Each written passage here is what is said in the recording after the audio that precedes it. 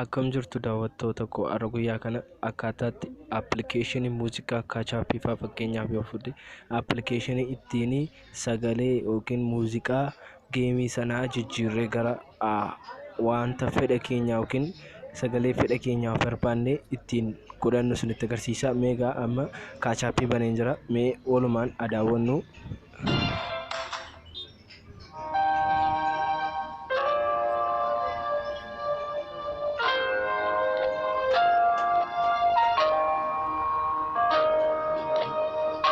Akkuma argaa jirtan egaa sagalee an ofii kootiin sagalee isaa jijjiiree gara kan fedhii kootiitti jijjiiredha. Isin akkasuma akkamittiin akka sagalee kana faarfannaa mataa keessanii yookiin wanta ofii keessan ittiin gootan akkaataa isaa isinitti agarsiisuuf deema. Jalqaba irratti aappik editor kan jedhu kana kunoo aappik editor pro kan jedhu kanatti bareen jira. Kana appilikeeshinii kana karaa liinkii isaa diskiripshinii booksii koo jala isiniif nan kaa'a. Achi jalaan buufachuu ni dandeessu. Aappii kana eegga bantaniin lammaffaarra kan jirtu select aappik from the app jedhu achi keessa seenuudhaan achi keessa eegga seentaniin booda kaachaappii yookiin aappii ofii keessanii barbaadan select click gootanii filattu. Isa booda filannoo lammaffaarra kan jiru simple edit kan jettu click gootu. Egaa akkas gootaniin booda yoo ofii keessanii barbaadan imeejii isaa audio isaa illee jijjiiruu ni dandeessu. Meegaa amma audio isaa jijjiirree yookiin muuziqaa sana jijjiirree isinitti agarsiisa jechuudha. Meegaa jalqabaa baneen ilaala.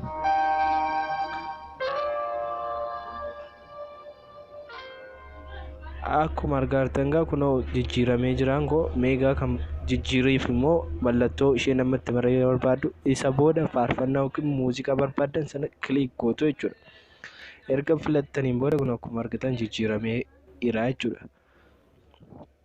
Akkasumallee egaa warroota garaagaraa kanallee warroota kanallee kilaasikaal yookiin muuziqaa yookiin saawund effektii aappicha keessa jiru tokko isaallee jijjiiruu ni dandeessu jechuudha mala kana fayyadamuudhaan.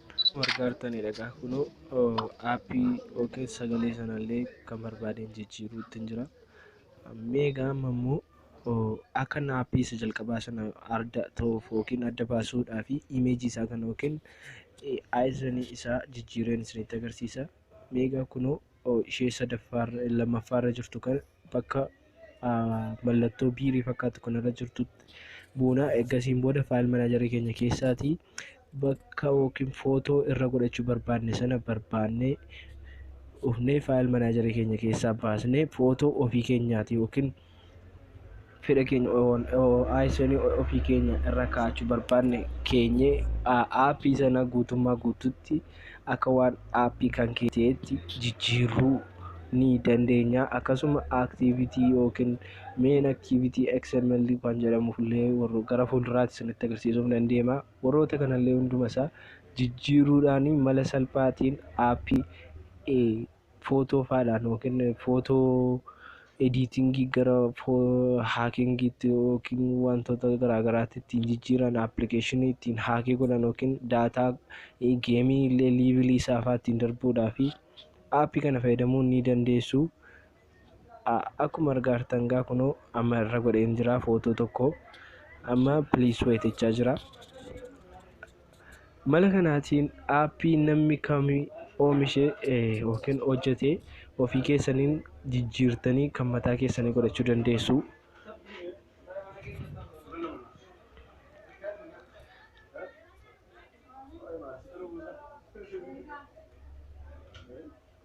Kunoo egaa akkuma argitan amma hojjetee raateera install gochuu bichaan naafe install godhee aappii kana gara ofiitti jijjiireera. Kunoo akkuma argaa jirtan isa kaachaa footoo isaa kaa'ee jiru karaa footoo koo jijjiiree jira. Aappiin kunis sirriitti hojjetaa. Aappii kana fayyadamuudhaan aappii kamillee ittiin jijjiiruu yookiin kan mataa keessanii godhachuu ni dandeessu. Akka isinitti gammaddan akka isinitti bohaartan nan amana. Aappii kanaan waan baay'ee illee gochuu ni dandeenya jechuudha egaa. Isinis fayyadadhee yaada kanuma sababii waan isin fayyaduuf isiniif dhiyeessee jira. Kanaaf buufadhaa chaanaalii koo teelegiraamii chaanaalii koo jala jira. akkasuma immoo liinkii isaa description boxii koo jala isiniif nan kaa'a. Chaanaalii koo jala seenuudhaan aappii kana daawunlood godhattanii fayyadamuu ni dandeessu.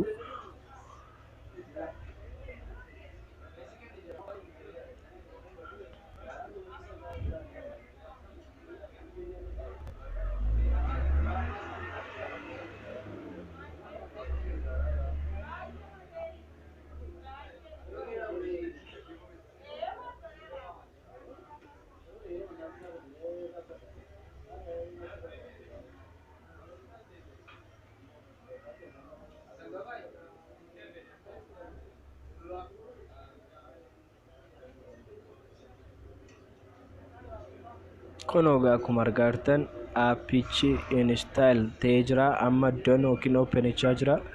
Meegaa danannee aappii kun egaa iddoo masaasilaa jirti. Footoon isaa gara footoo kootti jijjiirameera. Aappii kana gara mataa kiyyaatti jijjiirradheen jira jechuudha. Akkasuma faarfannaa inni irra ture irraa kaasee ofii kootiin kan barbaade faarfannaa mataa koo irra kaa'adheen jira.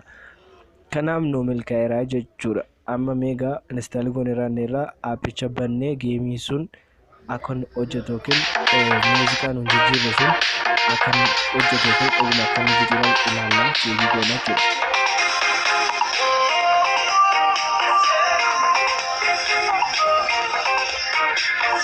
Kun egaa akkuma argaa jirtan tokko dhaggeeffachaa jirtan muuziqaan isaallee jijjiiramee sagantaa irraa fi adda kan ta'e yookiin inni filadheerra naa taa'ee jira.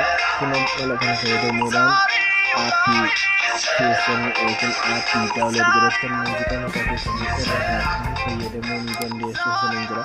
Kanaaf aappii kana fayyadamaa galatoomaa waan na daawwattaniif hedduu galatoomaa. Akkasuma warrooti chaanaalii koos immoo haaraa taatan sabskiraayib gochuudhaan na daawwachuu akkasuma immoo wantoota haaraa ani chaanaalii kiyyatti gadhiisu daawwachuudhaaf